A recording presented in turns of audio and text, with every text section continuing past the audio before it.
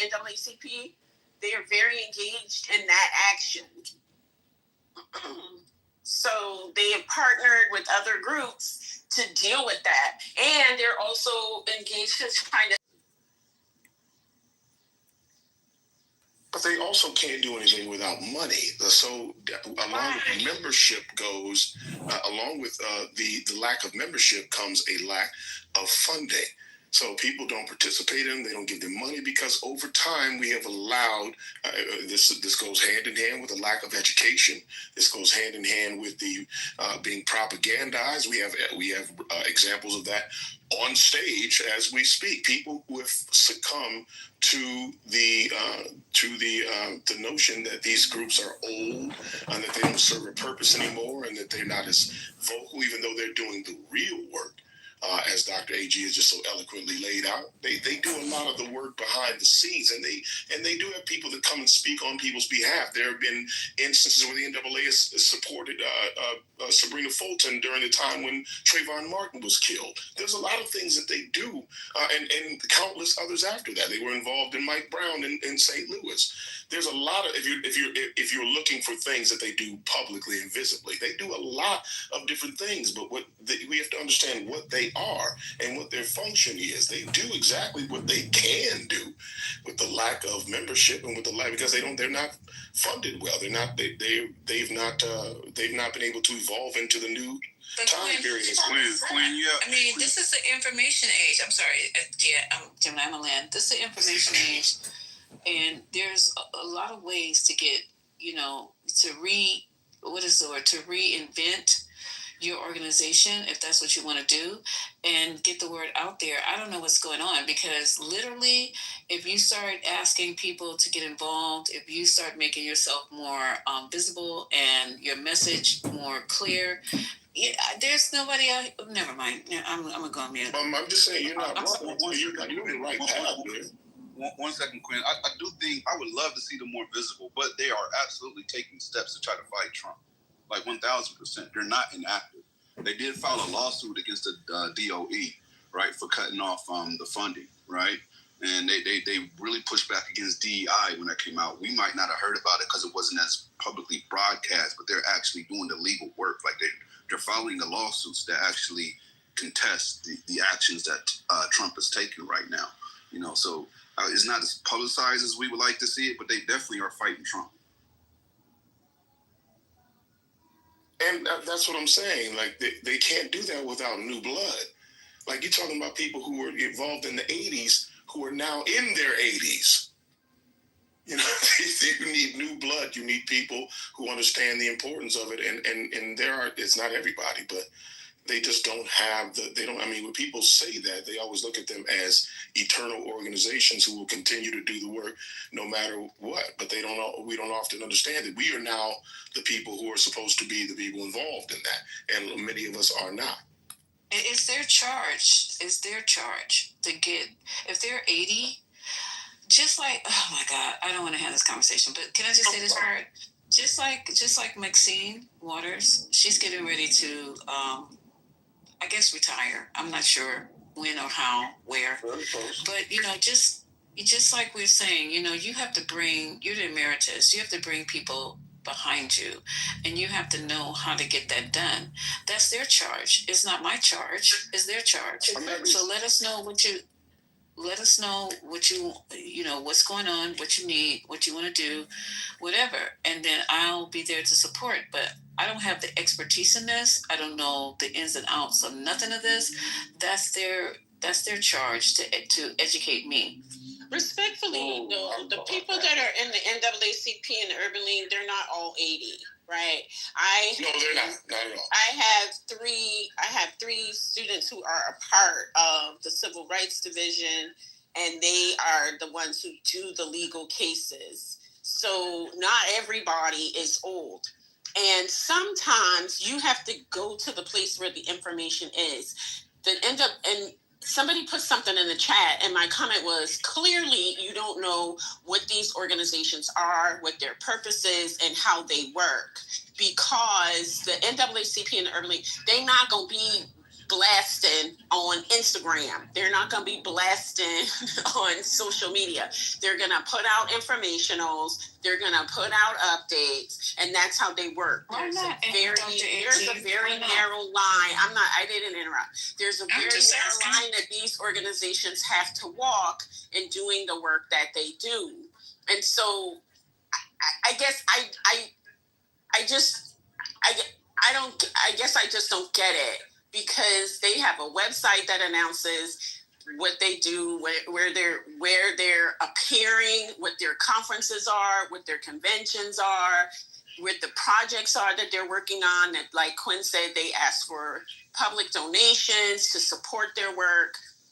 I don't know, and I will confess to a bit of, and I've said this before, like a bit of impatience when I hear, as I often do, I hear people talk about inaction when there is clearly action, and being uninformed isn't always the responsibility of the source about which you want the information. There's labor that goes into keeping oneself informed and active. And I just had this conversation today, and my comment was, get up and find out. Like, you can find out. The information is out there, but sometimes you have to seek it. It's not going to just fall in your lap. So I admit my impatience around this, because this is something that I'm consistently confronting, and it's very aggravating and annoying. And Dr. Adrian, just to be clear, can I ask you, as an instructor, as somebody so these young people don't know anything about that? That's not true. That is not true. College campuses have NAACP sections. They have college division. Not all college campuses. Not all. Lisa, let me bridge the gap. There's not one on Cal Berkeley. There's not. I'll shut up in a minute. I'll shut up in a minute, because I feel like I'm getting pushed back, and I welcome it. I don't have a problem with it, but every kid doesn't know about the NAACP, and it's not on every college campus. It probably is on a college campus. I'm not denying that, but I know the ones that I'm active on, I kind of look for these organizations. I want my kids to know. I want them to be involved. But that's not the case. So every college campus they're not on. I'm just asking, this the way we're in the society right now, with the way we disseminate information, you're saying that we need to get out there and find it out. But a lot of kids don't know where to go to find this kind of, they don't know about none of that. SNCC, NAACP, Urban League. Am I wrong? Yeah, you are wrong. No, I could be wrong, but am I the only one who's wrong? You guys are not 17. Can I just say this about the Miss, university? You're right. Can I just respond to this about the university? Can I just respond to this? So you're correct. Every campus in the country doesn't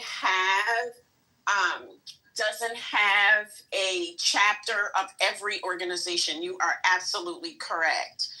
Most cities, if you are located near a major city, there is some arm of the organization that is present. My point, and this is what I actually tell students, that you have to go out and get active. And so it's not true that young people on college campuses are not engaged with these organizations. A lot of young people use these organizations to introduce them to leadership if they are interested in that sort of thing. So the campus orgs are their avenue for that. So a lot of these young people are active in campus organizations. And the social justice organizations are a very popular avenue for students. And this is across demographic, right? So at my institution, for example, the NAACP chapter was so active, they demanded a meeting with the university chancellor, and every month they met with the university chancellor to discuss what their issues were with the campus culture. So it's not fair to say that the young people aren't engaged. It's just not fair. Well, I never said that. I said You did. You said they don't know about it. They don't, ma'am. And I'm saying that's not true. Okay, so the people that you know, I don't know every student. But Lisa, it's not just people that I know. I'm talking about the people that I know, because that's my only resource. I cannot talk about people I don't know. I cannot talk about colleges I don't know. Your population is smaller than mine. Probably. Yeah, because I advise organizations, and so I know how they coordinate across college campuses across the country. So there are very active young people. That's all. And I'm aware of that, and that's what I'm trying to curate within my own situation. But I just admitted that I don't know everything, and I don't ever claim to know everything, and I don't want to, because at that point in time, then my time on this earth is over. But what I'm saying to you, it's not about knowing everything. No, I'm just saying. Okay, let me go. Let me say this real quick, right? No, real quick. Like, without young. Hold on, Ja. That's a moderator talking. Real quick. I hear both of their sides, because I totally understand what Dr. AG is saying. They are active. They do have a Instagram with a couple million followers on there, right? I would love to see them I know they need a budget to do this, but have a budget to reach out to the influencers, because a lot of the times the young people are more in touch with, like, not just an isolated social media page, but they follow certain influencers. And if you can get them to reconvey that message, I think it would be heavily impactful. The Urban League last month did put out a state of an emergency PSA. It went out onto major news networks. They say we're under attack, right? They are part of the lawsuit against the DOE, along with the NAACP, that was filed in February, right? This hasn't been like big news because they don't want to highlight this in the news, but this is happening. So there is pushback. But on the other side, on the flip side, like what Lisa's saying, I understand too. Like, I would like to see them in more locations. I know they need funding to do so, and I know they're soliciting and looking for it, but you have to really go out there and actively look to support them, right? Because they don't have the funding that they need. There is no, like, my daughter goes to UCLA. There's no NAACP chapter on that campus. None. Zero. Not even student rent. Nothing. Right? They only are listed as off campus. My daughter complains about that. So I see both sides of the coin. Well, but go ahead, John. I'm sorry. Yeah, what I'm saying is, without young, like, new people that want to join the NAACP and all that, it would die. You need new blood in that. That's the truth. And then, you know what I mean? I raised my nieces and them. They're all college. They're getting their masters. You feel me? So, like, and you know what I mean? I went to school for a little bit. I got an associate. I just in calculus. Like, I took statistics. I took all that. So, like, I'm just like, now I'm a little older. I'm just like, some of it didn't make any sense to me. I'm just like, what's the point? You know what I mean? So I'd rather just work, get a family, and raise them to be successful. Like, you know what I mean? I'm a man. Like, what's the point? What is the point of that? That is what I've been asking this whole time. The reason why the NAACP, first of all, the NAACP never had to be on college campuses to be relevant. So, you didn't. People